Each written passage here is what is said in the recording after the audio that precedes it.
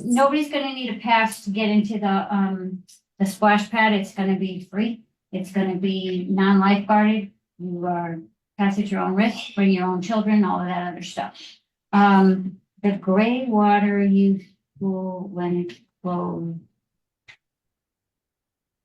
I don't know, that's a bill. That's a bill question. Yes. What else we got here? Just before you go too far, Yep, fees and charges are voted on by the Parks and Recreation Board. right. So just, But the splash pad's supposed to be free. why is it supposed to be free? That's Are the what- other towns free? It depends what Okay, the some- Parks and Rec Board says. Like in New Britain, are they free? Or are they In the part of- summer, you use your pool pass, so. So you would need a pool pass to use the splash pad? Oh, The that's Cypress news Street, to that's me. what I thought they were free. I thought But that, it certainly could I be. don't know, yeah, I heard. Whatever, I'm just saying, I don't want you to So be there's wrapped no up in definitive that. answer. You said this. okay, I thought I was operating under the assumption that they were free.